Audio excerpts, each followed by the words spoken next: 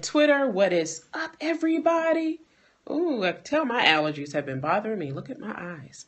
Well, welcome, everybody. My name is Michelle Hayward, and by day I'm a construction engineer, and by night I'm a strategic business coach, helping my fellow engineers become entrepreneurs. So I wanted to discuss with you guys how failure, my personal failure, actually helped me grow. It led to my success. It led to so much in a short period of time. And many people you probably hear say, hey, because I failed early, I was able to do this. And you're like, how does that even make sense, right? How does your failing help you succeed? And I can tell you one thing, thanks for the hearts, when you fail, welcome, when you fail, it is a very humbling experience. So for those who don't know me, I've always been a great student. I was always A-type personality. Thanks for sharing. I was always on the leader end. I was always looked up to. So when I got to corporate America on my second project assignment with my current employer, I was failing. I was struggling in the role I'd already been in for 4 years. You're like, how in the world are you struggling? And I was. I could not grasp my job duties. I could not grasp the terminology and the systems. It just was not working for me. So my manager at the time was like, you know what, we're going to move you to the office where another manager can train you. My director is going to move me to work with a manager directly. And I said, okay, I was going to take that. Well, my VP said, came to me, he said, I want you to apply for this position. I think this will work out better for you. And I'm sitting there just like, whatever. He's like, you're an engineer, you can get this. So I went from being a cost engineer at the time to a construction engineer. So, but let me tell you what happened. So the VP wants me to apply for this role. The project manager I would work for came to me and said, well, you're not qualified for the position, so you don't have it. You can't even apply for it. Now, mind you, I'm in this project. I'm struggling so bad. I'm working 12, 14-hour days. I'm going back through reading stuff, taking online courses. Before my manager was going to send me to work train under a manager, my director is going to send me to train under a manager. I'd already approached him like, look, I'm not getting this. I need help. I'd asked for help. I'm not above asking for help at all. That is not me.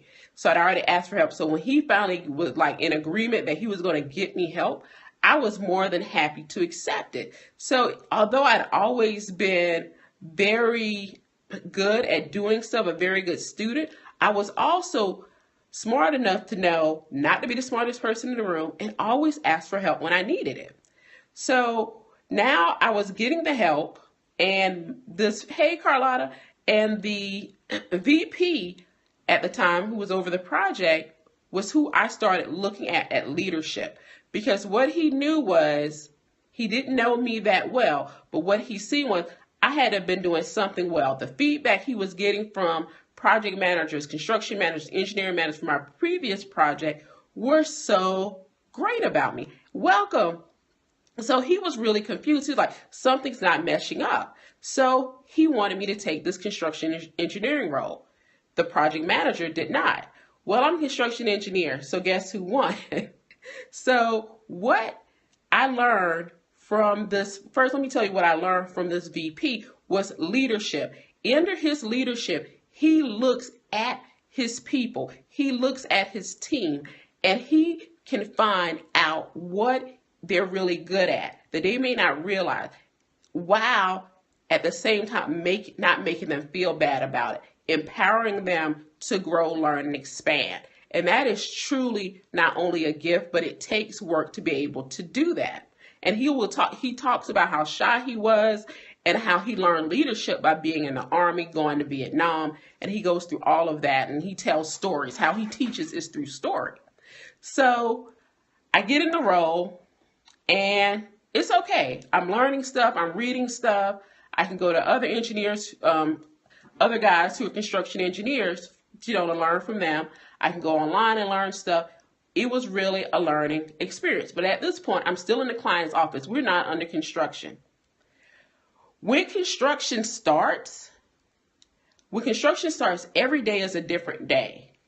Not a different day of the week. Every day is a different day because anything can happen. Anything can go right, anything can go wrong, anything can go up, anything can come down. So you have to be able to move with those changes. So I move over to construction engineering role. I'm on the transmission and distribution side. So it's the big poles with all the big wire in the air, right? Construction. Guess what happens? The project manager who did not want me to work for him that I was working for then, who's actually a good project manager, ends up leaving the project to go to a different one. Well, he leaves and I inherit some parts of the project he was managing. The transmission line part he got. All of the communication, guess who became the project manager? Guess who was still the construction engineer? Guess who was the cost engineer? Guess who was materials management? Guess who was the construction manager? When I had this one piece of the project, thanks for the hearts, I inherited all those roles. But what I learned from each one of those roles, I killed it. Yes, that's the word. I killed it. So I'm not bragging upon myself because when I was in it, I was in it. I was talking to the client's lawyers. My VP sending me diagrams from engineering. I'm coordinating with the client's engineering staff. I'm coordinating with other utility companies that we interconnect and we share communication equipment. I am dealing with so many entities and I'm hitting my dates for construction complete. I'm staying in my budget, right? Because those are what clients are doing. I'm building relationships and people call me. My VP is like, I need you on this call. And he'll go, hey, Michelle, so are we going to be ready? I said, well, Bob, of course I'm going to be ready. The question I have is substation's going to be ready. I will be here on such and such date. Substation's like, what? You going to be there when? Substation's freaking out because I got my ish together. And they ain't ready. They ain't ready. And the guy over substation's 30 years in the business. He wasn't ready for me because I had it together by then. Now, I'm not saying that this happened overnight. 2010, I was struggling. 2012, 2013, holla at your girl. I was about that business. I was so into it. I was getting it so done. The client's project manager that I work with, he sends an email to my VP saying how great of a job I had done, how he was highly impressed. The PM did not copy me on this email. You're like, well, if he didn't copy you on the email, how do you know about it? My VP forwards it to my director, forwards it to HR, and copies it to me for me to get a bonus. Now, this is 2013. 2010, I'm struggling. 2011 and 12, I'm growing. 2013, I got paid and recognized for the work. In those 3 years, the amount of growth, the amount of questions, the amount I was open to receive direction, that I was open to be led, that I was open for expansion. If you're not ready for that, when you're in a situation, you will fail. And that's one of the reasons, because I wasn't as open as I thought, that I failed. I asked for help. Remember I said I asked for help, but was I really open to receive that help? Because I knew it all. I'm an engineer. Just show me a little bit. I'll figure out the rest. But I was open. I was open to all of that. So I ended up having a staff. So the funnier part about this, remember how I said I was at bomb.com and my PM left? Where they hired a guy out of the company to work on the project. Then they brought in another woman as another project, because it was 2 project managers, and they came on the project. The man who replaced one of the project managers, I didn't work directly for him. He worked for me on that project. This was out in Texas. Guess who I work for today? I work for that same guy that worked for me. This is what he said. He said, I liked how you worked in Texas. I requested you. How many of you have done a job so good where if somebody who was your subordinate ended up in a high position till they asked for you, they requested you by name? Had I not been open to receive, to grow, to learn, and to learn how to lead, do you think I would be in this position today? Do you think you would have asked me? So whenever you look at your failure or you're in the midst of a failure, start to open up yourself to receive, start to open up yourself to asking questions, and be genuine about the questions you ask. Don't ask them because you don't know the answer and somebody's going to give it to you. They're going to figure it out for you.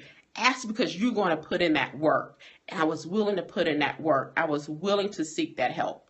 So you're going to feel down. You're going to be stressed. I gained weight through it all. That's how I coped. That was my coping mechanism. I was eating. But at the same time, I found my way through. And I'm at the end of that failure. And I'm at that growth. And I'm here to help anybody that's in the midst of that failure who wants to get to the other side, because it is definitely a place where you can go back and you don't feel bad about yourself.